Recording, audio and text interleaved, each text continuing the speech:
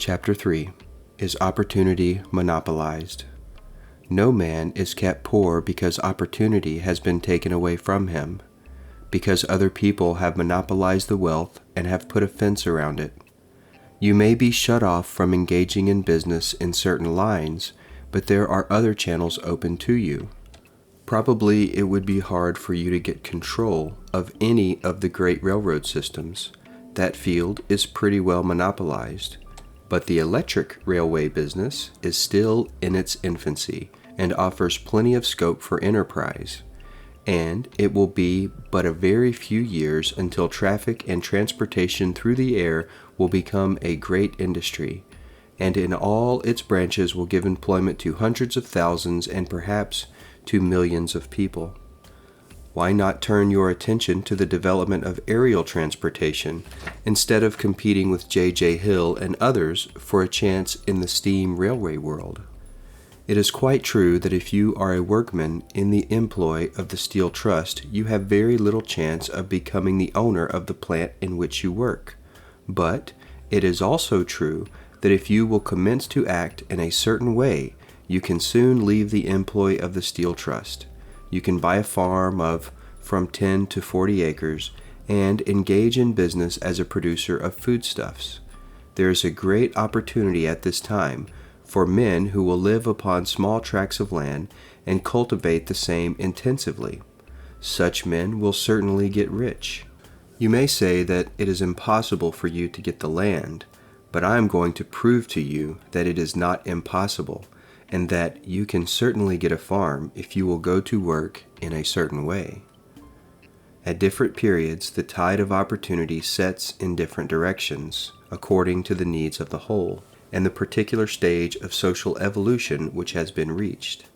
At present, in America, it is setting toward agriculture and the allied industries and professions. Today, opportunity is open before the farmer in his line, more than before the factory worker in his line. It is open before the businessman who supplies the farmer, more than before the one who supplies the factory worker, and before the professional man who waits upon the farmer, more than before the one who serves the working class. There is abundance of opportunity for the man who will go with the tide instead of trying to swim against it.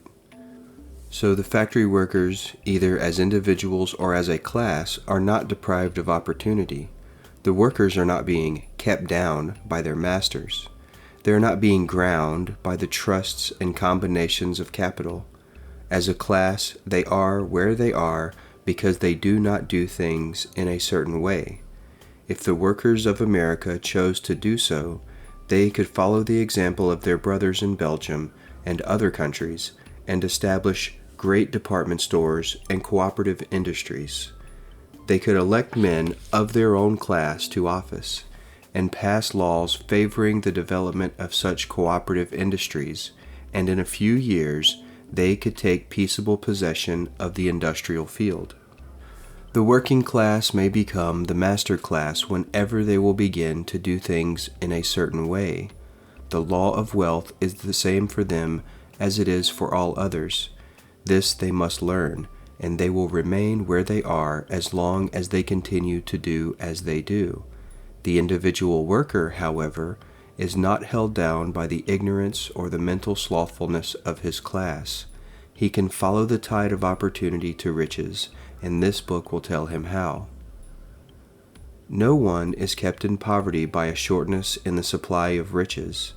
There is more than enough for all. A palace as large as the Capitol at Washington might be built for every family on earth from the building material in the United States alone, and under intensive cultivation, this country would produce wool, cotton, linen, and silk enough to clothe each person in the world finer than Solomon was arrayed in all his glory, together with food enough to feed them all luxuriously. The visible supply is practically inexhaustible, and the invisible supply really is inexhaustible.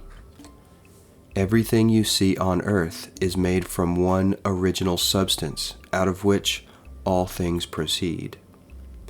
New forms are constantly being made and older ones are dissolving, but all are shapes assumed by one thing. There is no limit to the supply of formless stuff or original substance. The universe is made out of it, but it was not all used in making the universe. The spaces in, through, and between the forms of the visible universe are permeated and filled with the original substance, with the formless stuff, with the raw material of all things. 10,000 times as much as has been made might still be made, and even then we should not have exhausted the supply of universal raw material. No man, therefore, is poor because nature is poor, or because there is not enough to go around. Nature is an inexhaustible storehouse of riches. The supply will never run short. Original substance is alive with creative energy and is constantly producing more forms. When the supply of building material is exhausted, more will be produced. When the soil is exhausted so that foodstuffs and materials for clothing will no longer grow upon it, it will be renewed or more soil will be made.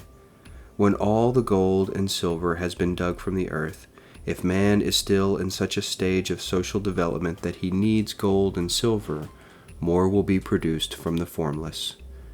The formless stuff responds to the needs of man. It will not let him be without any good thing. This is true of man collectively.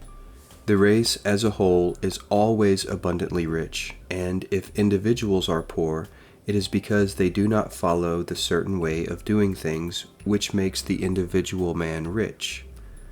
The formless stuff is intelligent. It is stuff which thinks. It is alive, and is always impelled toward more life. It is the natural and inherent impulse of life to seek to live more. It is the nature of intelligence to enlarge itself, and of consciousness to seek to extend its boundaries and find fuller expression. The universe of forms has been made by formless living substance, throwing itself into form in order to express itself more fully. The universe is a great living presence, always moving inherently toward more life and fuller functioning. Nature is formed for the advancement of life. Its impelling motive is the increase of life. For this cause, everything which can possibly minister to life is bountifully provided. There can be no lack unless God is to contradict himself and nullify his own works. You are not kept poor by lack in the supply of riches. It is a fact, which I shall demonstrate later further on, that even the resources of the formless supply are at the command of the man or woman who will act and think in a certain way.